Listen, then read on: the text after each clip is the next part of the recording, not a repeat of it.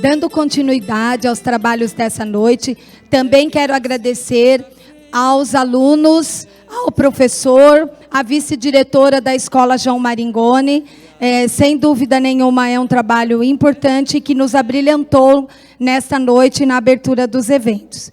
Eu gostaria agora de chamar a professora Thaís Tesani, professora do Departamento de Educação, porque ela, para compor a mesa, que ela fará a mediação da mesa dessa noite, Escola, Currículo, Cidadania e Trabalho. Para os que chegaram hoje, sejam muito bem-vindos. Thaís? Eu gostaria de anunciar para vocês que nesta noite nós seremos abrilhantados pela fala, da professora Lenira Haddad. A professora Thaís vai fazer a apresentação dela e gostaria de compartilhar com todos os congressistas que, por motivo de força maior, na noite de hoje não será uma mesa redonda, mas sim uma fala, mas como previsto como mesa, ao término nós receberemos algumas perguntas da plateia por escrito. A comissão organizadora poderá recolher e a professora Lenira já nos adiantou que gentilmente vai responder as perguntas para não ficar como conferência como ontem, tá bom? Muito obrigada pela presença de todos e a Thaís coordena os trabalhos daqui para frente. Boa noite a todos e a todas. Para compor, então, a primeira mesa redonda do 7º Congresso Brasileiro de Educação, Escola Pública como Direito, Desafios e Perspectivas no Brasil Contemporâneo, convido a professora Lenira Haddad.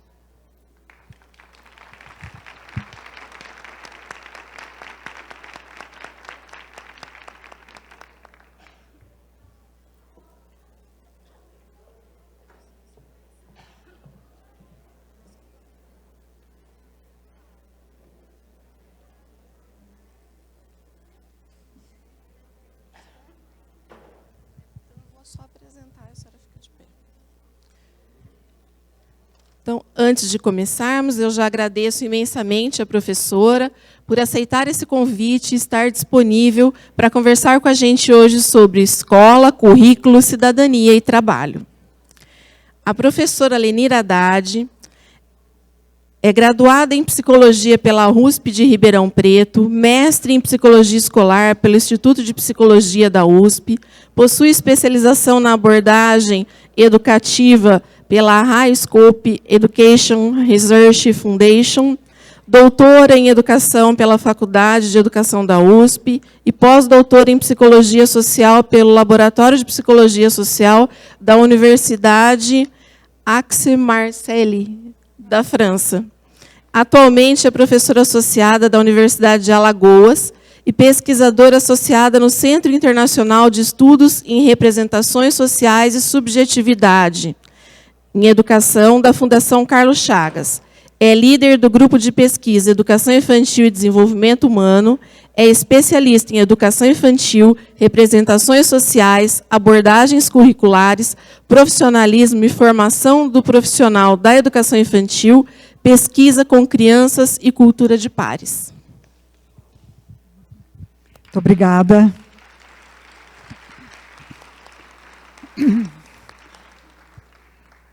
Boa noite. É um imenso prazer estar aqui presente. Eu já estive presente numa conferência brasileira de educação, se eu não me engano, há 4 anos atrás. E é um enorme prazer estar aqui novamente com vocês. Eu agradeço imensamente o convite. E não sabia também que eu ia ser, falei, filha única aqui na mesa redonda. A minha área é a área da educação infantil. E o que eu trouxe para partilhar com vocês foi uma experiência que eu tive algo mais recente, assim, foi publicado em 2015, que foi a participação nas orientações curriculares de educação infantil, para a educação infantil do município de Maceió, que eu tinha sido convidado para prestar consultoria. E por uma questão de tempo e de prazos, eu acabei ficando à frente desse trabalho, que foi um trabalho extremamente rico para mim e que eu considero uma síntese das minhas experiências pela área da educação infantil, mas principalmente das experiências que eu realizei junto às redes municipais de educação infantil. Não sei se está todo mundo ouvindo, está ok? Então, é essa experiência que eu gostaria de estar partilhando.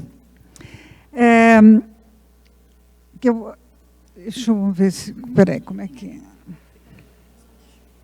Onde que eu tenho que apontar? Aqui? Não. Ok.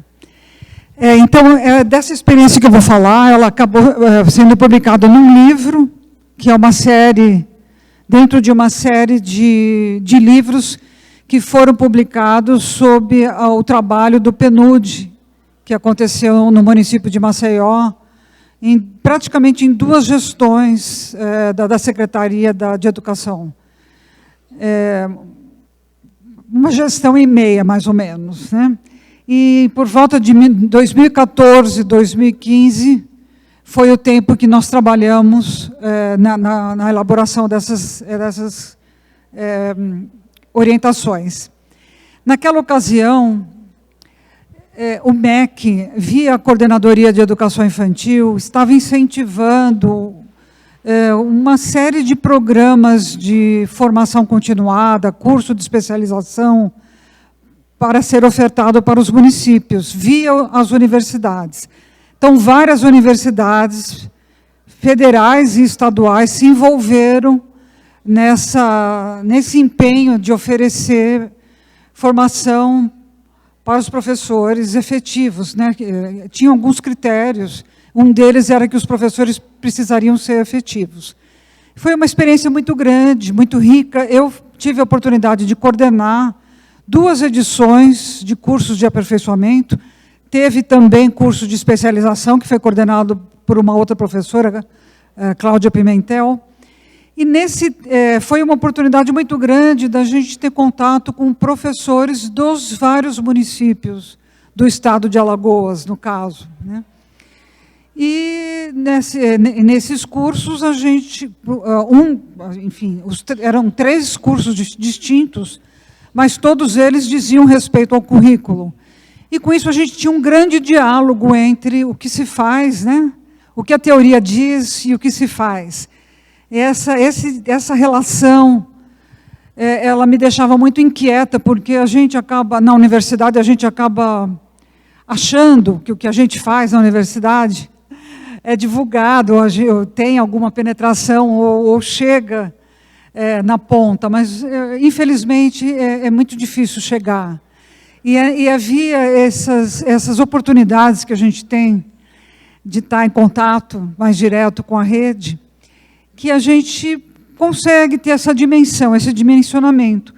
Então, foram assim, praticamente de 2 a 3 anos desse contato, que acabou... enfim, uma experiência que acabou tendo como resultado um convite para atuar na elaboração dessas diretrizes no município de Maceió, mas foi assim muito oportuno, porque foi uma possibilidade, então, desse diálogo ser transformado em escrita, em propostas, né? E também em inspiração, eu acredito. Eu não estou conseguindo... Não sei se tem que ligar em algum lugar aqui.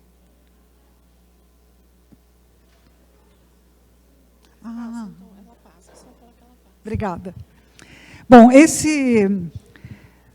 essas orientações, ela está online, tá? Então, depois, se alguém quiser acessar, eu também posso passar para vocês aqui da coordenação, mas está online, e ela tem 3 capítulos.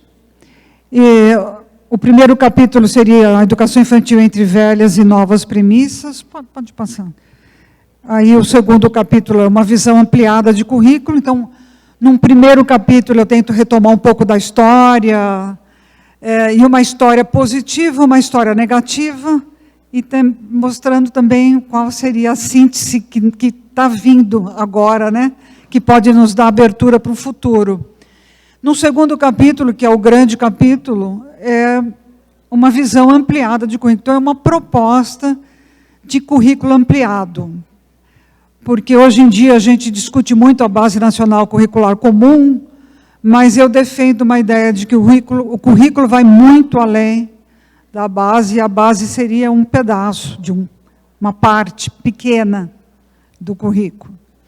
E o terceiro capítulo, ele vai falar especificamente de Maceió, e esse capítulo não fui eu que escrevi.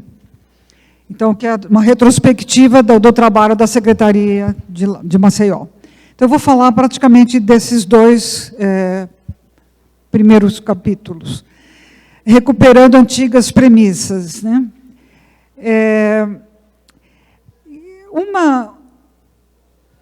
Algo interessante que, enquanto eu estava escrevendo essas orientações, e quando eu falo é porque eu fiquei à frente, mas é claro que teve todo um trabalho de muitas reuniões com a rede, de muitas trocas, e também de grupo de estudos com a equipe técnica, que acompanhou todo o trabalho, a equipe técnica da CEMED. E, no meio do caminho, eu fiz uma visita para a Faculdade de Educação da USP, encontrei a professora Tizuko Kishimoto, que foi minha orientadora de doutorado, há muito tempo atrás, e ela tinha dito que ela tinha publicado esse livro, que era da experiência da professora Alice Reis, que, inclusive, também está online, que era essa professora, antes de falecer, ela doou um acervo de fotografia e o diário de quando ela foi professora do Jardim de Infância Caetano de Campos, de 1923 a 1935, uma preciosidade. E a Tizuko, então, ela fez um trabalho de uma leitura dessas fotos e desses diários, e fez a sua leitura e publicou esse livro, que estão cheio de fotos belíssimas. Então, aí está uma foto belíssima do Jardim de Infância Caetano de Campos, que existiu em São Paulo, e que depois foi destruído para a Avenida Prestes Maia. Mas que ele foi todo pensado para ser um jardim de infância para crianças. Então, assim, no começo do século passado, a gente tem uma arquitetura, né, frondosa, rica, espetacular, que vai estar pensando como que os espaços deveriam ser pensados para as crianças. Pode passar. Eu acho que eu vou ter que chegar mais perto, porque eu não consigo enxergar daqui, não. E, então, esse edifício foi projetado em 1897, e, na época, é bom a gente saber que o Jardim de Infância de Froebel, né, que ele foi uma criação de Froebel, na época, Prússia, que hoje é Alemanha, tem uma polêmica, que dizem, tem escritores que dizem que o Jardim de Infância era para atender 3 a 6 anos, mas eu, por exemplo, tenho documentos que falam que o Jardim de Infância era de 1 a 9 anos, e que as crianças de 7, 8, 9 anos, elas frequentavam a escola e vinham completar o horário no Jardim da Infância. Enfim, então ele é um projeto antigo, da década de 1840, e que ele chega ao Brasil via Estados Unidos, né? Principalmente em São Paulo, ele vem via uma releitura do Jardim da Infância. Então, quando ele chega no Brasil, ele chega com a proposta de 4 a 6 anos, ou de 3 a 6 anos. Mas, de qualquer forma, ele tem muito da experiência, da proposta original do Froebel, que eram salas, né? Por exemplo, se você tem um módulo de crianças de 4 a 6 anos, você tem salas diferenciadas, tem as salas de jogos, tem uma sala para os exercícios tranquilos, e tem uma sala para um vestiário. Quando a gente visita, principalmente na Escandinávia, meu doutorado foi sobre a educação infantil nos países escandinavos, que tem uma... Assim, dos países da Europa, são os que mais receberam uma influência forte do Frobeliana. E você vê até hoje, né, a organização espacial é assim, você tem uma antessala, que é como se fosse um vestiário, quer dizer, um lugar para as crianças colocarem seus pertences, e você tem dois módulos, quer dizer, um módulo inteiro teria essa antessala, uma sala mais estruturada e uma sala menos estruturada, que, em geral, tem o faz de conta, enfim. A sala é mais estruturada, onde tem as mesas, se alimenta, faz qualquer tipo de atividade de mesa, e a não estruturada, outros tipos de atividades. Então, aqui, só para dar uma ideia de como era, então, aqui, a gente tinha a sala de jogos, que era destinada a atividades com marcenaria, construção com blocos, mesa de areia, casa de boneca, e possibilitava ampla movimentação. As crianças brincam de faz de conta, desenham, pintam, modelam, realizam trabalhos manuais, produzem peças para seus projetos na marcenaria. A sala de atividades tranquilas, ela é equipada com mesas, cadeiras, biblioteca, vitrola, piano, armário com divisão para material individual, armário para jogos educativos, mesa da professora e quadro negro. E são realizadas atividades diversificadas que permitem que as crianças escolham o que fazer conforme os seus interesses. Também tem várias fotos da área externa que não estão aí, mas que você vê várias possibilidades. Tem, inclusive, uma área de varal, que é para lavar as roupinhas de boneca e pendurar no varal. Tem uma área de cultivo, né? O Frobel, ele incentivava muito isso, que as crianças tinham áreas para cultivo da terra todos os dias. Enfim, é só para mostrar que isso não é uma novidade, isso faz parte do passado e faz parte da tradição. Pode passar. Não sei se não tem como regular a luz, não, né? Que aqui não, a luz é porque fica um pouco difícil de enxergar. E como princípios de organização dos tempos, né? Como é que esses espaços eram utilizados? Então, a gente lê, né, nas propostas, não só frobelianas, mas Montessori, Freinet, várias propostas que são chamadas de tradição da educação infantil, a tradição num sentido positivo. Tem essa proposta de atividades tranquilas serem intercaladas com atividades de movimento, né, de grandes grupos com pequenos grupos, dentro e fora. Então, e também envolvendo momentos de escolha, em que as crianças são incentivadas a escolher o que elas querem fazer mediante uma ampla diversidade de possibilidades. E momento de área externa também. Pode passar. Então, essa é assim, uma síntese do que a gente encontra no livro da Alice Reis, mas também tem várias... A gente já tem uma literatura vasta que fala sobre a experiência frobeliana. Uma outra experiência também que eu fui tentar recuperar para a gente capturar um pouco da beleza que existia na tradição, são os parques infantis do Mário de Andrade, né?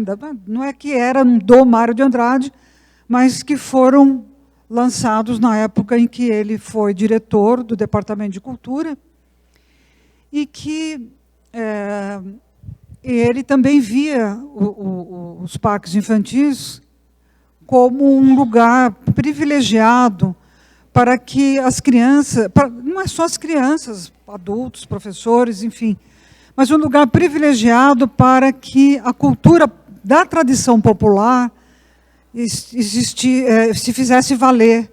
E não no sentido de uma conservação pura, mas que ela pudesse ser reconhecida, valorizada e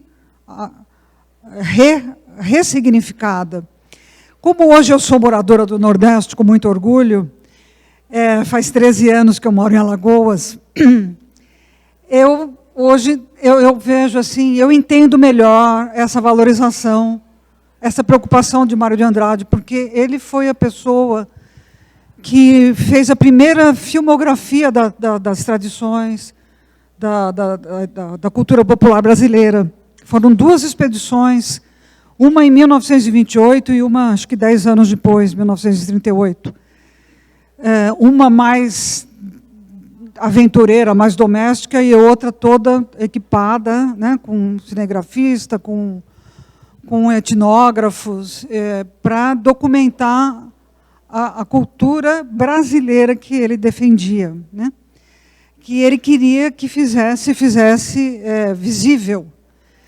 E por que essa relação com os parques infantis? Quer dizer, a gente pensa nisso, quanto que ele tinha essa preocupação dos parques infantis serem o lugar, né, que essa cultura da tradição popular fosse guardada de alguma forma, mas guardada no sentido vivo, né? Que ele seria conhecido pelas crianças, pelos professores e pelos pais. Ao fazer esse trabalho, eu também consegui muitas fotos de acervos que tem no município de São Paulo e que vão mostrar muitas fotos mesmo com as crianças desempenhando, né, essas manifestações, e uma população imensa vendo, quer dizer, era aberta para a comunidade. Não eram só pais, mas os parques infantis eram muito acessíveis pela comunidade. Bom, fechando esse parêntese, era um local também semelhante ao Jardim de Infância de Frobel, que tinha crianças de 3 a 12 anos. As crianças acima de 7 anos iam para a escola e voltavam para o parque infantil, que trabalhava com integração de idades, como era o Jardim de Infância de Frobel também, as idades todas integradas, não tinha seriação. E uma valorização muito grande da dança, música, pintura, escultura, desenho, brincadeiras, a valorização da criança como produtora de cultura, e distante, muito distante, de uma preocupação com a preparação para a escola. Não tinha essa missão, essa vinculação. Isso foi também só uma síntese. Aí, mudança de rumo. A gente sabe da entrada dos programas de educação compensatória nos anos 60. O que acontece nos anos 60 é a guerra contra a pobreza. Né, os americanos, a gente vê a Guerra Fria, né, a divisão, esqueci a expressão, mas as grandes potências, né, as grandes potências e os seus anexos.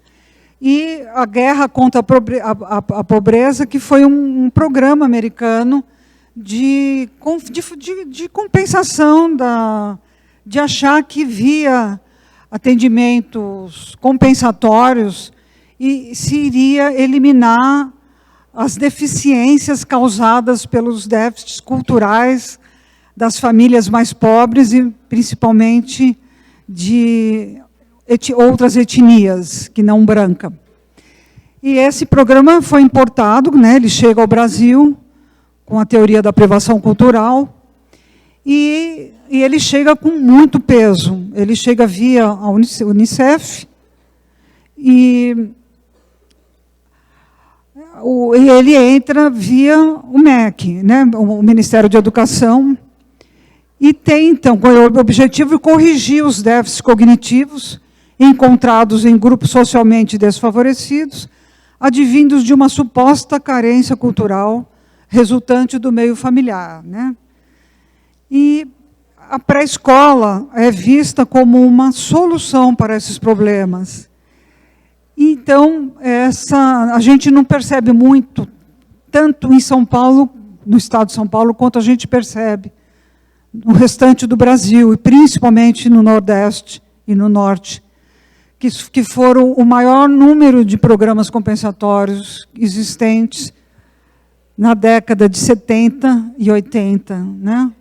Mas, assim, foram muitos programas, e eles se caracterizavam por um espaço que poderia ser um salão de igreja, um fundo de quintal, uma área em desuso, poderia ser cedido por casas, famílias que tinham alguns espaços ociosos. Então, a pré-escola, no Brasil, ela vai ter essa expansão em massa, com essa caracterizada, né, por uma ausência de profissionalização do profissional. Pelo contrário, né, se recrutava mulheres voluntárias e mães também, muitas vezes, porque se considerava que mães tinham mais experiência com crianças do que as mulheres solteiras. Então, a gente assiste isso no Brasil, uma expansão maciça desse tipo de instituição, que nem sei se a gente pode chamar de instituição, né? Mas esse tipo de iniciativa. E como que vai atingir, em São Paulo, pode passar, como é que vai atingir o parque infantil?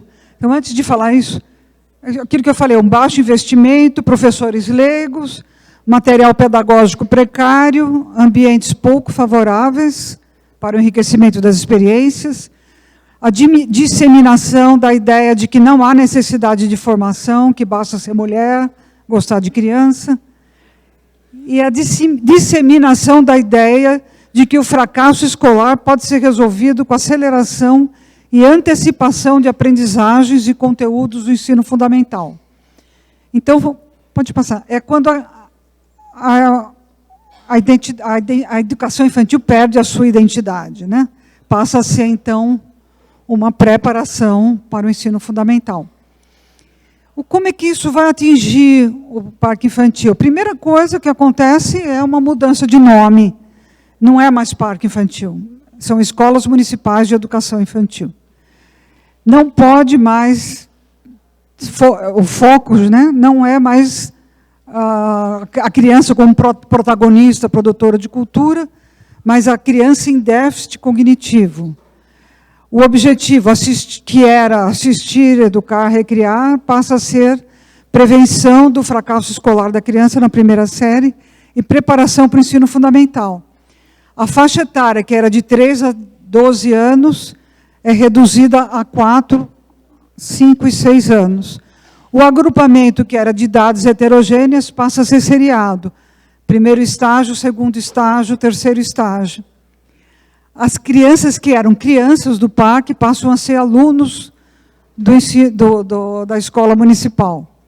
O espaço interno, que nem tinha quase, se a gente visita ou vê as plantas dos parques infantis, a gente não encontra sala de aula. A gente encontra espaços cobertos e uma grande área de área verde, né? Então, tinham poucas áreas cobertas para refeição, encontros, eventos sociais e abrigo da chuva. Aí passa a ter salas de aulas compartimentadas, destinadas às séries. Acho que não está escrito aí, mas o espaço, sim, o espaço externo, com bosques, pomares, hortas, piscinas e quadras. Eu sou natural de Araraquara. Em Araraquara tem um parque infantil que foi tombado, e tem uma diversidade de plantas que foi projetado isso, de plantas da Mata Atlântica. Então, é muito bonito. Hoje, ele é um lugar que as pessoas andam ao redor, né, fazem caminhadas. Então, tinham bosques, pomares, porque tinha muita fruteira, hortas, piscinas, que fazia parte, né, do projeto original, e quadras. A maioria dos jardins de infância tiveram suas piscinas cimentadas, né, e tiveram seus pomares e bosques também cimentados para a construção das salas. E a relação família e comunidade, né? Como eu disse, era aberta, facilitada por outros programas, porque tinha muitos programas sociais, e passa a ser fechada, restrita à porta da secretaria. Eu encontrei 2 teses que tratam também de como eram os parques infantis, né? Que, para quem se interessa, que pode... Aqui. Bom, recuperando a dignidade da criança, né? E a gente pode dizer que essa expansão, né, ela tem as suas sequelas. Até hoje a gente arca, né, com essa expansão de baixo custo que aconteceu. Mas a gente tem alguns determinantes que vão ajudar essa mudança de rumo, né? E eu citei aqui 3 fatores. Novas demandas da sociedade civil, movimentos sociais, enfim, movimento de luta por creches e vários outros movimentos, principalmente movimentos ligados à conquista das mulheres, mas das minorias também, né, pelos direitos da criança, enfim, e tudo aquilo que foi resultante da Constituição, que vai, então, selar o direito da criança à educação da criança de 0 a 6 anos. A Convenção sobre os Direitos da Criança e a adesão pelo Brasil em 1990, e aqui eu destaco 3 direitos: o direito à educação, o direito à participação e o direito a brincar. Se a gente for olhar na Convenção dos Direitos da Criança, a gente vai ver que o direito à educação ele está atrelado ao direito ao desenvolvimento integral e o direito ao desenvolvimento do potencial da criança. E não está falando do direito ao conhecimento socialmente partilhado, né? Mas ele vai falar que a criança tem um potencial e que a educação deve prezar por isso. O direito à participação, o direito a brincar. E, por último, os avanços no conhecimentos da criança, das infâncias, em diversas áreas do conhecimento. Então, quando antes a psicologia era uma área que predominava, hoje a gente vê, a filosofia tem uma área, né, que trata das infâncias, a geografia também tem uma área que trata das infâncias, a antropologia, né, a sociologia da infância. Então, tem muitas áreas que vão estar falando das infâncias e que vão estar chamando para o não enclausuramento, para o desemparedamento e também para a escuta, principalmente, né? Escuta, o reconhecimento da criança como um ser social.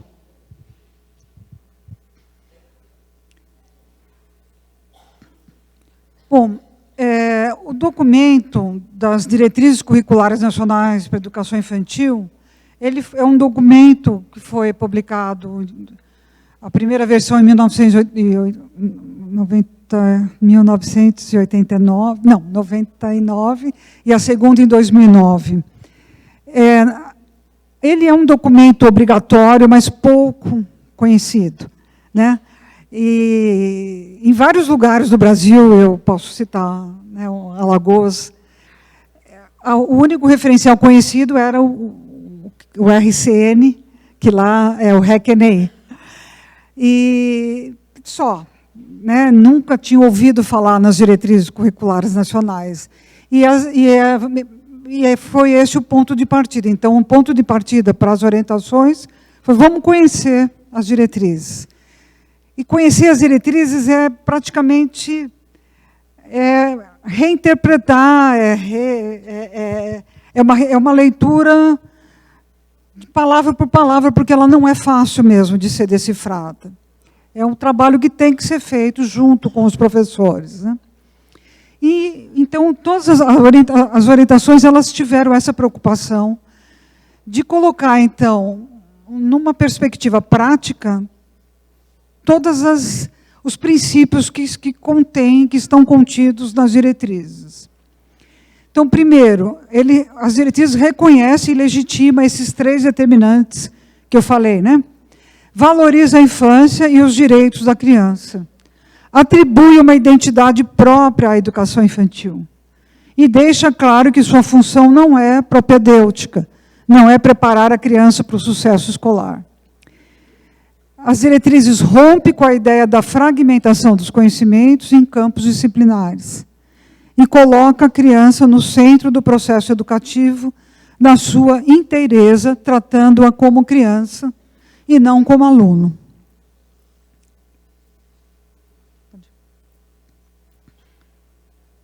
Então, coloca o foco nas experiências e vivências das crianças e na forma peculiar como constroem conhecimentos sobre o mundo e sobre si mesmas. Reafirma a finalidade da educação infantil, voltada ao desenvolvimento integral da criança em todos os seus aspectos e em ação complementar à família. Coloca a brincadeira e as interações como eixos da prática pedagógica.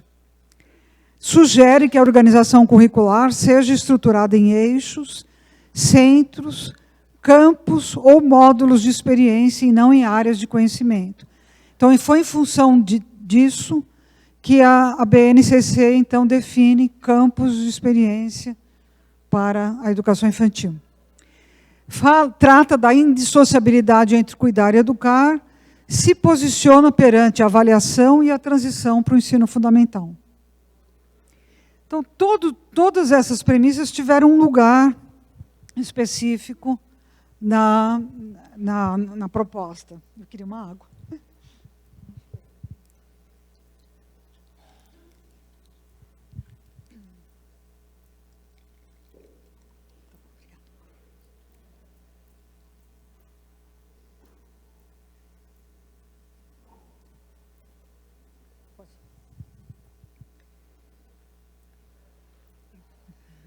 Então, em função de tudo isso que foi falado, durante esse processo, eu fiquei pensando numa imagem. Assim, que imagem eu poderia estar trazendo para que pudesse conter tudo, né? Todas essas premissas de uma maneira bem conectada. E aí, essa imagem me veio.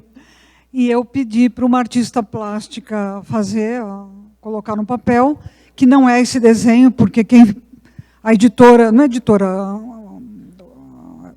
a empresa gráfica que organizou, eles trabalham com, como é que fala? Eu esqueci o nome, mas quando enfim, não são traços contínuos, né? São traços geométricos. Então, ficou assim, mas enfim. Qual que era a ideia? A ideia é de uma criança, menino ou menina, tá? Que então ela está apoiada, é como se ela estivesse sentada, né, apoiada nos princípios éticos, políticos e estéticos que estão nas diretrizes. E a cabeça seria um chapéu que irradia um sol para todos os campos.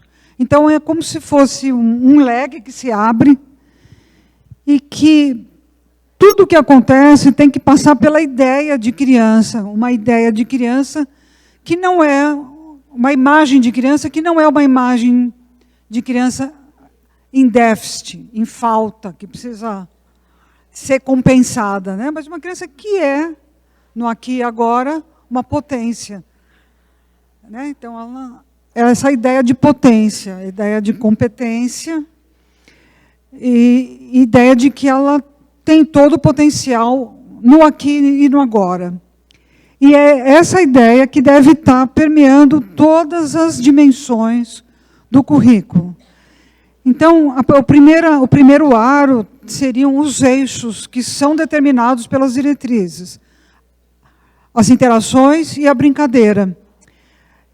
Depois vem os campos de experiências, porque, veja bem, quando esse foi escrito entre 2014 e 2015, a Base Nacional Curricular estava sendo discutida, ainda não tinha se definido nada em relação se seria campos de experiência, né?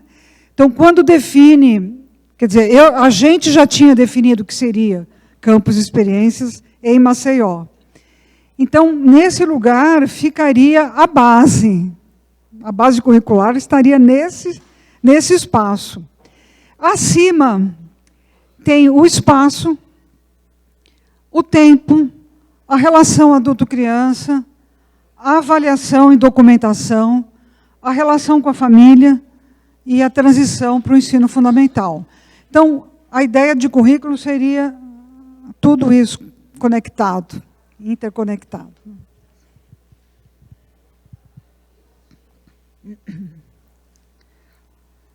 Então, a imagem de criança que eu já coloquei, né, rica, potente, autora, capaz, investigativa, criativa, ativa, competente, crítica, agente de seu próprio processo de aprendizagem e desenvolvimento, produtora de cultura, etc.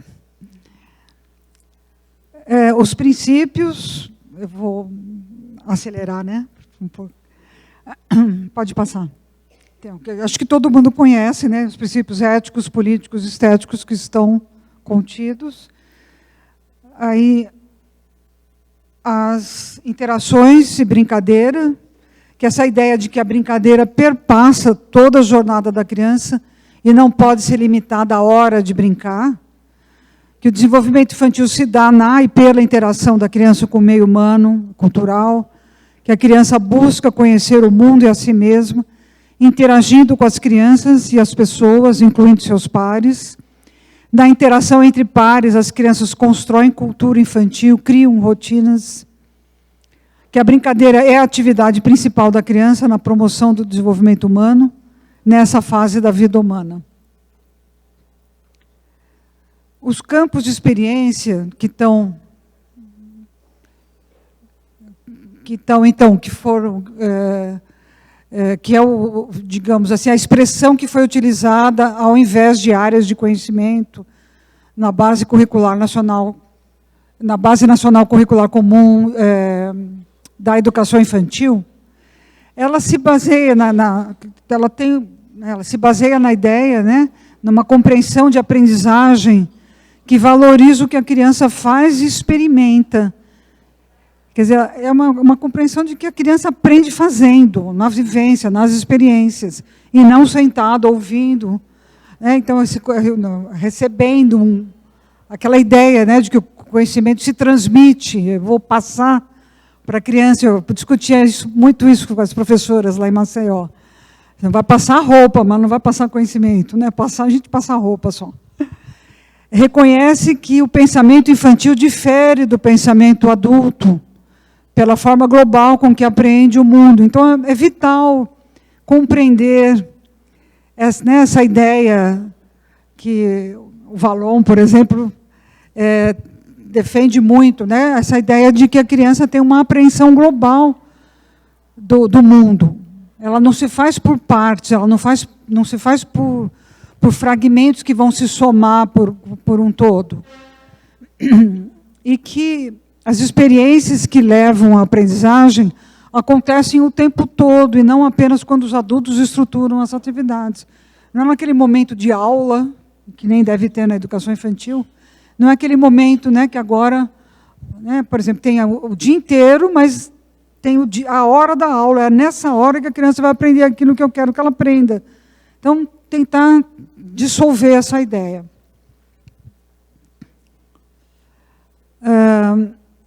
E aí entra, então, o que ficou definido, os direitos de aprendizagem e desenvolvimento, conviver, brincar, participar, explorar, comunicar, conhecer-se, e os campos de experiências que ficaram definidos, então, na Base Nacional Curricular Comum. O eu, os outros e o nós, corpo, gestos e movimentos, traços, sons, cores e formas, escuta, fala, pensamento e imaginação, espaços, tempos, quantidades, relações e transformações. Ok, mas nada disso vai acontecer se você não organiza um espaço adequado. Então, por isso que eu falo, o currículo não pode parar aí. Ele vai muito mais além disso. Então, o espaço, como é que você vai pensar o espaço? Como é que o espaço pode estar coerente, a organização do espaço pode estar coerente com a ideia de campos de experiência? Se são campos de experiências, significa que você tem que organizar contextos que promovam essas experiências, essas vivências diversificadas. Então, os espaços, tanto internos quanto externos, eles têm que ser equipados em áreas de experiência, em áreas de interesse. Eu sempre digo que é que nem o céu. Quando a gente olha, né, as estrelas, elas não estão todas uniformizadas, elas não estão distribuídas de uma maneira uniforme. Né? Então, as áreas de interesse são mais ou menos isso. Cada uma de um jeito. Né? E as crianças se organizam de acordo com os seus interesses, elas se distribuem. É como se o espaço orienta a ação das crianças, ela orienta o movimento, o interesse, ela vai em busca. E os agrupamentos também. Ela convida o colega para estar junto, de acordo com aquilo que ela quer fazer.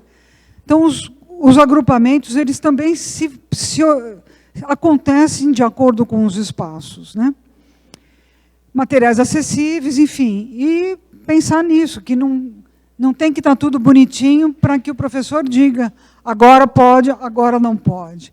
Né? Mas que haja esse protagonismo, essa circulação de acordo com os interesses da criança. O tempo, né? Voltar àquela proposta da tradição, da educação infantil, uma proposta equilibrada, que os tipos de ações, o que acontece normalmente? Né? Ações do cotidiano, o que é? Chegada, um café, enfim, atividade estruturada, tem as ações que acontecem todos os dias, tem a hora de, sei lá, vai no banheiro, lava a mão, faz isso, faz aquilo. Tem aquelas que são iniciadas pela criança, que o brincar é uma delas.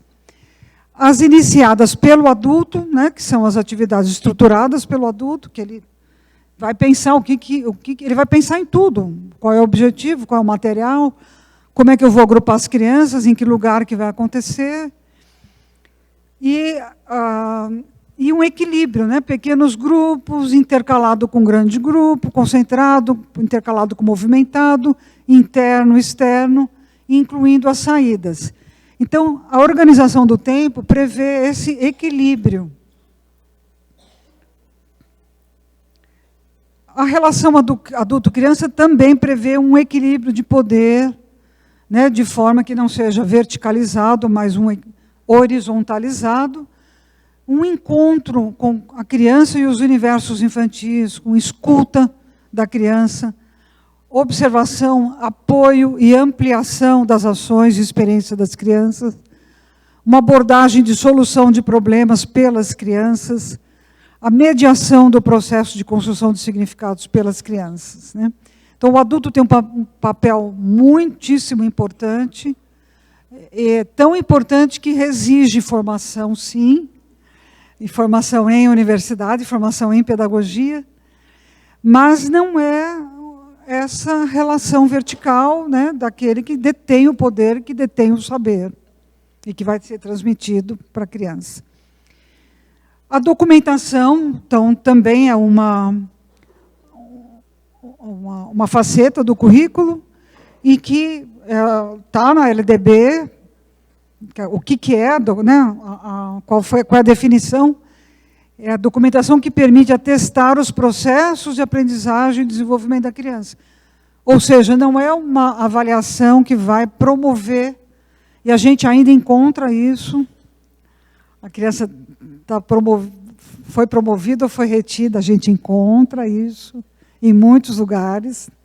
Né? Então, a ideia é que você reúna aquilo que ela produziu ao longo do processo e comunique à família, à comunidade escolar, como um todo, a trajetória dos processos de aprendizagem da criança. Não só de aprendizagem, né, de vivência, de experiências e tudo mais. a relação família-comunidade, que é outro item. As famílias vistas como parceiras privilegiadas no processo educativo que devem participar diretamente das ações desenvolvidas nas instituições de educação infantil. Então, acolher as diferentes formas de organização familiar e respeitar as opiniões e aspirações dos pais sobre os seus filhos. E consolidar um trabalho integrado com a família ao longo da permanência da criança na instituição de educação infantil. A gente não vê essa aproximação, né? A gente também vê as famílias chegam até o portão, a gente não vê elas dentro das instituições, e a gente também não vê elas opinando sobre o currículo, sobre o que vai acontecer, e também os valores, né? Tudo aquilo que acontece com seus filhos lá dentro. E não tem como quebrar, porque os professores falam, não, mas não dá para fazer assim, porque as famílias cobram. As famílias estão sempre cobrando, né, a aula, cobrando o progresso, cobrando a coisa feita no papel. Se não tem uma atividade no papel, acho que não aconteceu nada. Então, não tem como convencer famílias ou negociar valores se elas não estão próximas, se não existe uma abertura, né, da instituição. E, por último, a transição para o ensino fundamental, né? Porque a gente vê também isso. O Nordeste ainda, em muitos lugares, tem a formatura do ABC, e aí acabou, né? Não existe nenhuma preparação, num bom sentido, no sentido de ambientar, de saber o que espera da criança, né? Então, a gente está propondo isso também, que nos últimos 6 meses, né, no último semestre da criança na educação infantil, que a gente já começa a conversar com as famílias, para onde as crianças vão, organiza visitas, conversa com a direção da escola, a gente já teve alguns projetos na pedagogia, né, para trabalhar um pouquinho isso, para ver quais são as possibilidades para trabalhar essa transição. Mas a gente entende que é um momento crucial na vida das crianças, que a transição ela evita tensões, impasses, rupturas, que tem que ter uma parceria forte e sólida com o ensino fundamental. O ensino fundamental tem que saber e reconhecer a educação infantil como uma etapa distinta, diferente, mas tem que saber o que é, né, para poder acolher e romper com esse círculo vicioso de pressões e expectativas de prontidão. Uma articulação efetiva e transparente é importante, e não há como preservar a identidade da educação infantil sem a colaboração entre as duas etapas da educação básica. Então, é isso. A ideia, né, do currículo ser muito além da base curricular, e essa ideia de que a interconectividade de todas as dimensões evita uma leitura compartimentalizada do currículo. Bom, é isso, gente, que eu trouxe aqui para dividir com vocês. Muito obrigada.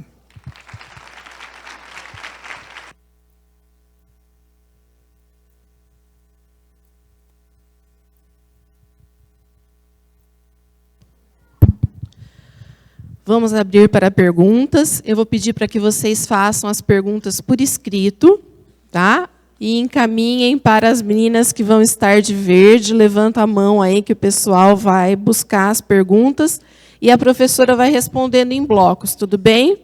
Nós vamos fazer 3 blocos de perguntas e aí a gente faz o encerramento. Então, as perguntas no papel, por favor. Escreveu, ergueu a mão, a gente vai buscar, tá bom?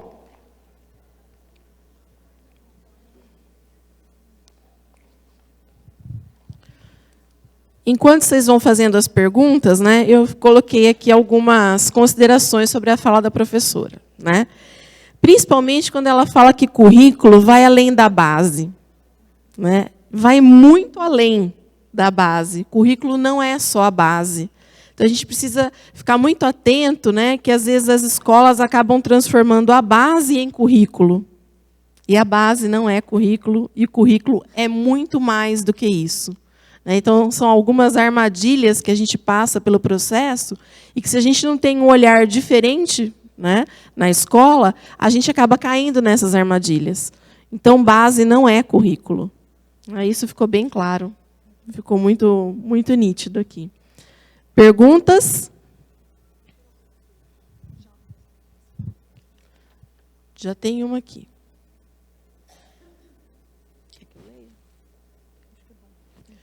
A primeira pergunta é: gostaria que a professora comentasse sobre o contexto de muitas EMEIs, que todas as crianças fazem a mesma coisa ao mesmo tempo e muitas vezes em apostilas ou atividades xerocopiadas, não valorizando o brincar, sobretudo, o brincar livremente. Esse é um padrão, né? As crianças têm que fazer tudo igual ao mesmo tempo, no mesmo lugar. Esse é um padrão difícil de quebrar, mas é uma das sequelas, né, desse programa de compensatório que invadiu o Brasil na década de 70 e de 80. Mas, assim, essa ideia, porque eu falei, essa proposta, né, de que as crianças possam ter atividades diversificadas, ela não é nada nova. Não é uma ideia nova, ela é uma ideia muito antiga. Quando eu fiz o meu doutorado, eu passei um ano na Suécia visitando os países escandinavos, Noruega, Dinamarca e Suécia. E aliás, antes disso, em 92, quando eu fiz uma especialização nos Estados Unidos, High Scope, eu estava foi uma especialização de 5 meses, e no final tinha uma conferência, e nessa conferência foi passado uma primeira pesquisa que compara 14 países, a educação infantil em 14 países. E eram países que foram filmados, né, educação infantil, tinham vários vídeos, e eu falava assim, mas em todos os vídeos, eram países de vários continentes. O único país que o Brasil se assemelhava era a Nigéria, porque não tinha nada, eram salas vazias, com cadeiras, mesas e um tabuleiro negro, né? Só, mais nada. Eu, na época, morei com uma venezuelana e ela mostrava as fotos do Jardim da Infância lá na Venezuela. Depois conheci pessoas, né, profissionais do Chile, da Argentina, falavam, será que é a América Latina que é assim? Não, não é a América Latina que é assim, é o Brasil. Então, veja, ter ambientes lúdicos com áreas, materiais acessíveis, como esses que a gente viu, da professora Alice Reis, isso é mundial. O Brasil perdeu a tradição, nós perdemos a tradição, e essa tradição tem que ser recuperada. Então, não é novidade, não é vamos modernizar, né, vamos arrancar as cadeiras, as mesas e colocar áreas para...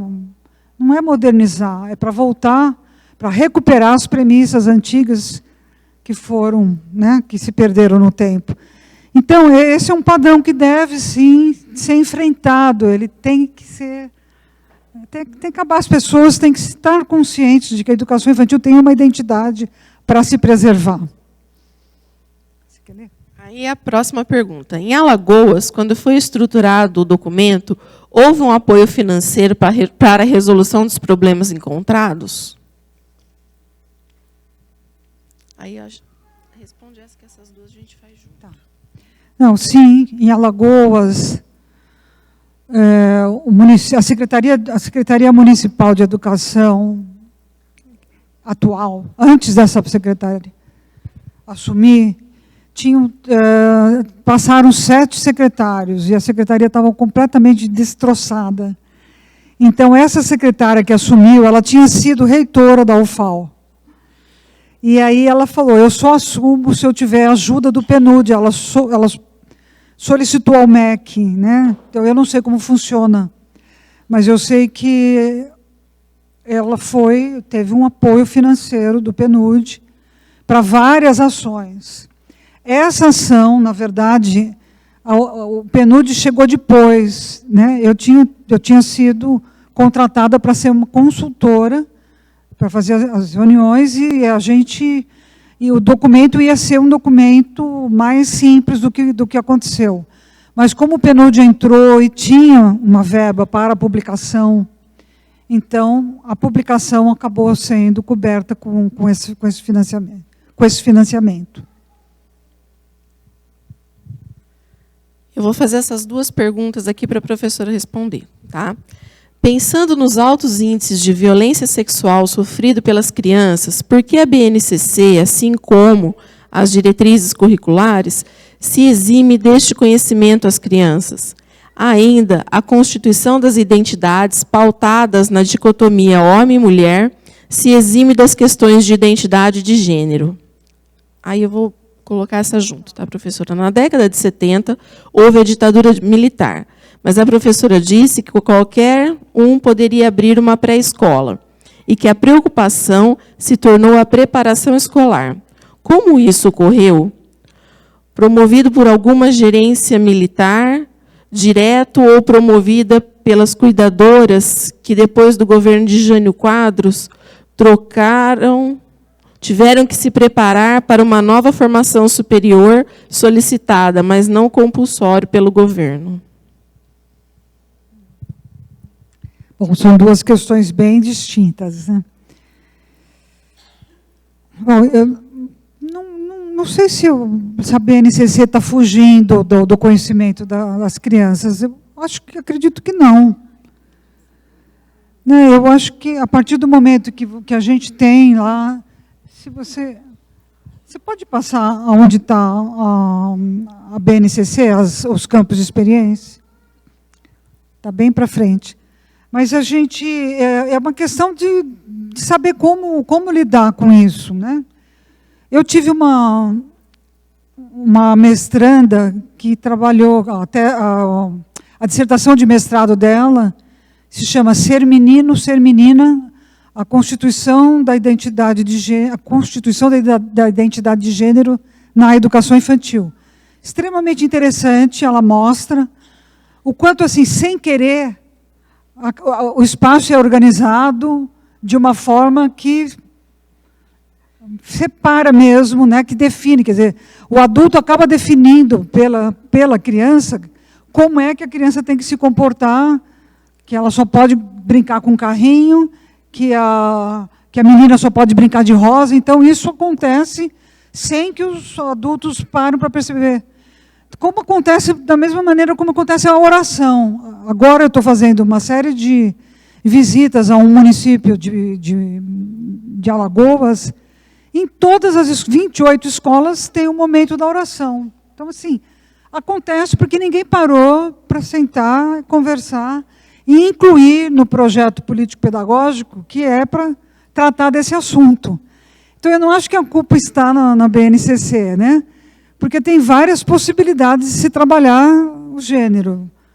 O eu, outros, o nós, você já está entrando com a identidade. O corpo, gestos e movimentos, você também pode estar trabalhando com essa questão, né?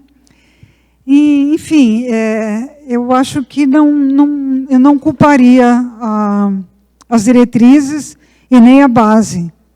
E acho, sim, que a gente tem que estar de olho, porque a criança ela está constituindo a sua identidade de gênero nessa fase da vida.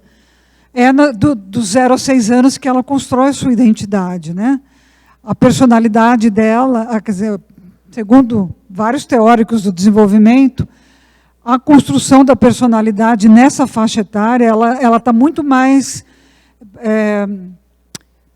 enfim, o desenvolvimento está muito mais voltado para isso, né, para a afetividade, para a construção de identidade, do que para a construção do conhecimento. Então, passa pelo entendimento de quem eu sou, quem é você, quem é o mundo, como é que é o mundo, como sou eu no mundo. Toda a aprendizagem passa um pouco por isso. E claro que a Constituição de Gênero não vai deixar de passar por isso também. Essa questão da década de 70 foi durante o regime militar. Sim, o Brasil estava na ditadura. Uma pessoa que trabalhou muito essa questão, que eu trago aqui, é a Fulvia Rosenberg. Tem vários artigos dela publicados na internet que vão estar tratando da expansão da pré-escola de massa na década de 70. Tá? Agora, eu não concordo que tenha sido alguma gerência assim, promovida pela cuidadora. Eu não entendi mesmo, que depois do governo Jânio Quadros tiveram que se preparar para uma formação superior. Não, eu acredito que não, porque, inclusive, toda esse movimento foi mesmo com essa ideia, né, de crianças em déficit, que precisavam ser compensadas culturalmente. Então, tinha cartilhas, né, um padrão do que se considerava que era um currículo oculto que precisava ser trabalhado. Bem, nós temos aqui 6 perguntas e nós vamos encerrar, tá? Então, as perguntas a gente vai responder e encerrou aqui. Então, essas 3 aqui, o que é educação de qualidade, o que é essencial para que ela aconteça na educação infantil.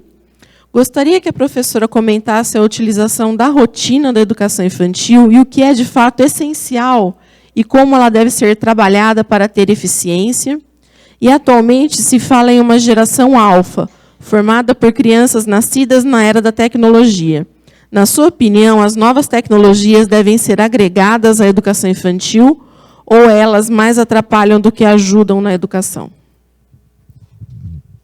Ok.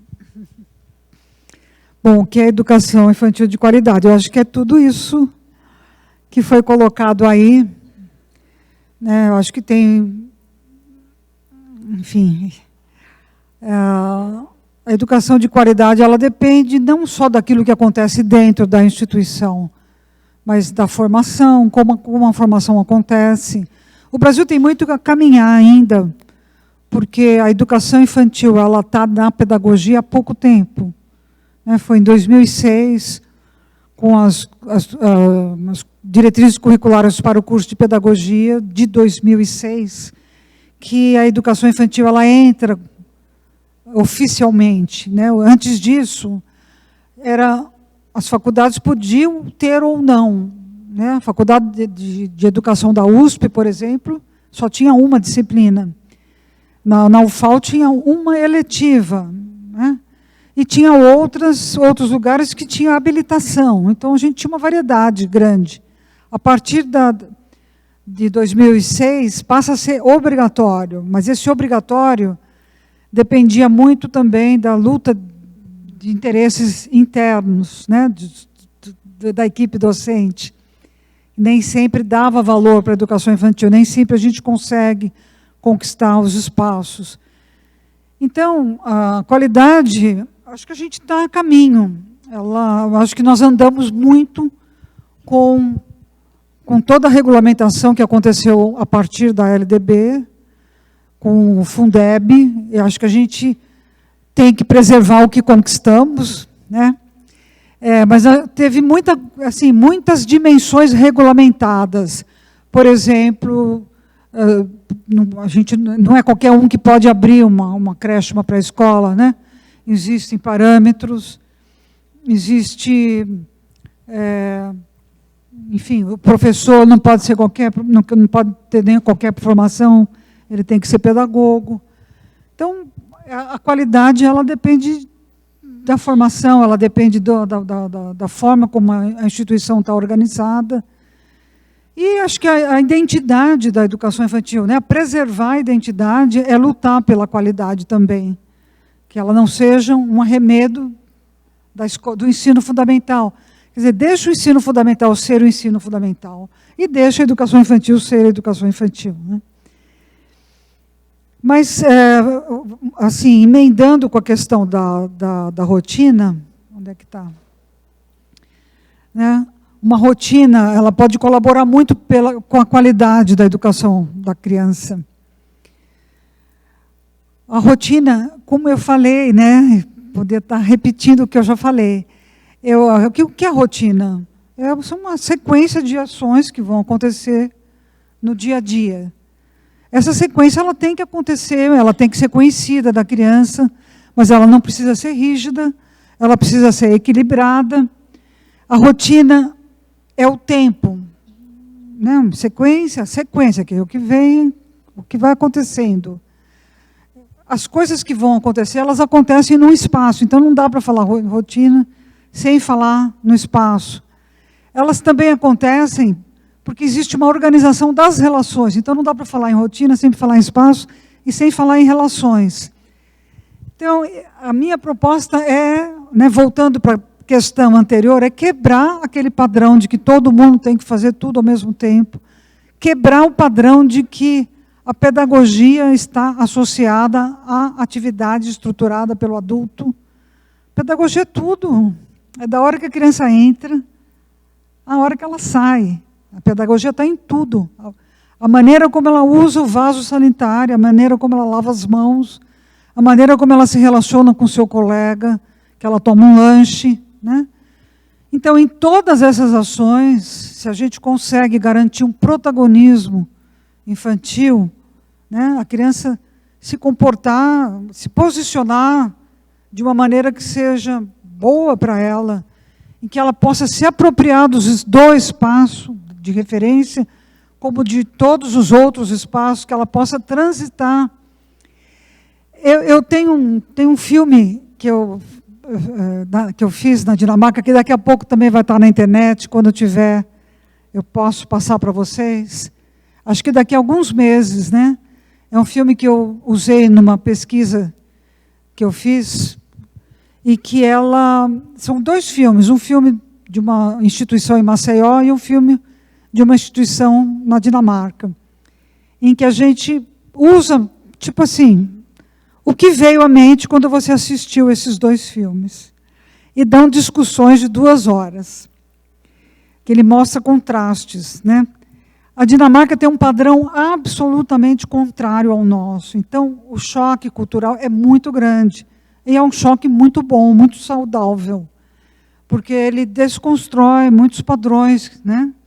E o maior padrão é o do ambiente mesmo. O que todo mundo fala assim, mas isso é escola? Não, mas isso não é, não. É mais uma chácara, uma casa, é uma fazenda, é uma...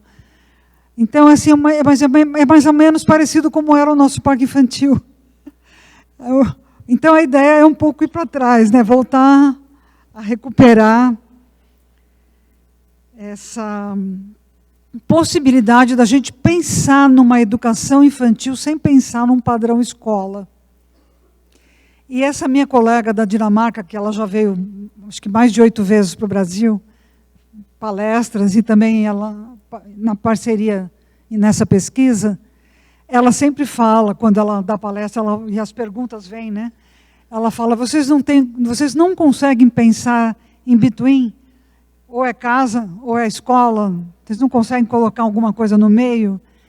Então, acho que o convite é esse. Quando a gente pensa numa educação infantil de qualidade, acho que a gente podia estar pensando num padrão que não seja o padrão escolar que a gente conhece, né? Um padrão que a criança possa abrir a geladeira e pegar uma água, um padrão em que ela possa ir no banheiro sem pedir, né? Como ela faz em casa, mas não é uma casa. Um padrão em que ela possa mudar de sala, que ela possa se relacionar com as crianças menores, que os bebês possam transitar. Tudo isso vocês veem no filme da Dinamarca. Tem momentos que o bebê sai da onde eles vêm para a sala dos maiores, o professor pega no colo, as outras crianças vêm. Então, assim, são relações mais humanizadas. E acho que a gente, pensando no futuro, a gente precisa se perguntar, né? A gente precisa ficar atrelado a um padrão. Será que a gente não pode inventar? Nós somos tão criativos. Será que a gente não pode inventar coisa nova? Com essas premissas que estão aí? Com isso que está aí, a gente não precisa de uma sala de aula. Não precisamos. O que mais que eu não falei aqui? da tecnologia.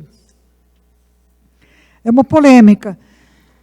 Eu não sou contra, embora eu acho que tenha que ter limites, né? Mas eu acho que assim, a tecnologia está aí, e as crianças, elas pegam, elas usam, né? Mas a gente tem que ter controle sobre isso. Ela não pode substituir, por exemplo, brinquedos não sugestivos, por exemplo, né? Por exemplo, por quê? Porque a criança, nós estamos falando de educação infantil, a criança, ela está na fase da construção da sua capacidade imaginária, da sua capacidade simbólica. É essa capacidade simbólica que vai te dar a possibilidade, inclusive, da escrita, da abstração. A capacidade simbólica, ela vai desenvolver com aquilo que não está lá. Ela precisa, ela precisa pegar esse copo e transformar em alguma coisa, né? Caneta e transformar em algo mais, uma vassoura transformar num cavalo. Então, esse contato da criança com objetos que não são sugestivos é extremamente importante. Permitir que ela construa, ter áreas de construção, é extremamente importante. Ter momentos longos desse brincar, que vocês chamam de livre, né? Mas assim, as teorias dizem que não existe, se o brincar não for livre, ele não é brincar. Então, eu acho que assim, a tecnologia está aí para ser conhecida, mas ela tem que ser dominada pelo professor, e ele tem sim que saber o que é que a criança tem na mão. Pensando no desenvolvimento integral das crianças, gostaria de perguntar para a professora quais as diferenças que ela vê entre os eixos curriculares do RCNI e os campos de experiências nomeados pela BNCC. Não seria a mesma roupagem no currículo que separa e classifica o desenvolvimento integral? Não, eu acho que não é a mesma coisa.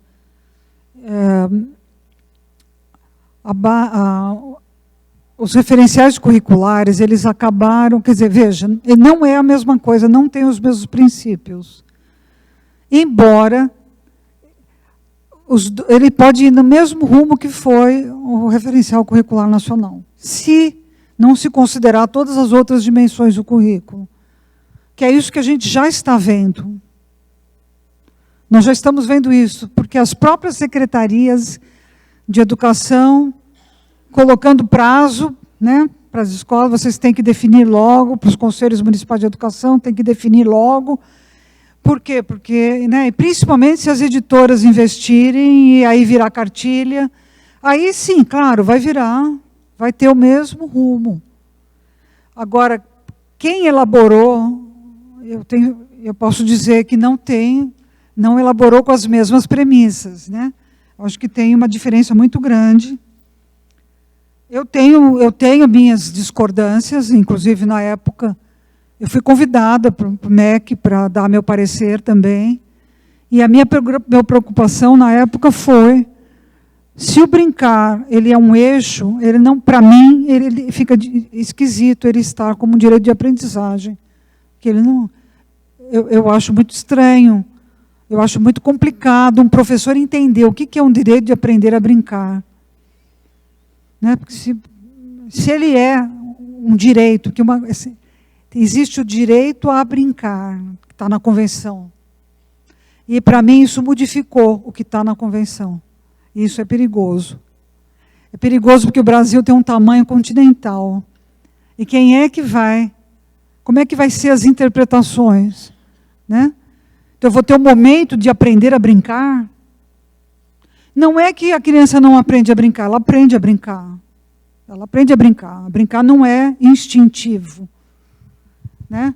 A gente sabe que tem, por exemplo, o menino lobo, que é um menino que foi o menino selvagem, né? Que foi encontrado na França e que depois foi estudado, não sei se todo mundo conhece. Ele não aprendeu a brincar, ele não sabe brincar, né? Ele não aprendeu, porque ele não tinha com quem brincar. A brincar se aprende, Mas é diferente, assim, um direito de aprender a brincar. Então, eu questionei isso, pelos dois motivos, porque ele é um direito e porque ele é um eixo. Então, se ele está aí, ele vai deixar de ser eixo nas diretrizes? Então, ok. E a última, quando se fala relação escola-família, percebemos que a escola não está preparada para receber a família, pois acredito que a família deva ser orientada pela escola, e isso não acontece. A professora tem que considerar que pais não têm muito conhecimento, não têm muito o conhecimento. Deve sim valorizar as reuniões de pais para esse esclarecimento. Será que a escola está preparada para educar a família?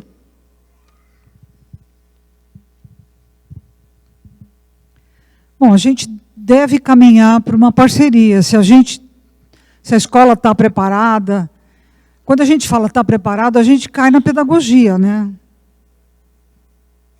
Pedagogia é responsável. Nós não estamos preparados, a pedagogia não está preparada. Na pedagogia a gente briga entre os nossos colegas. E a família não cabe no currículo, não é?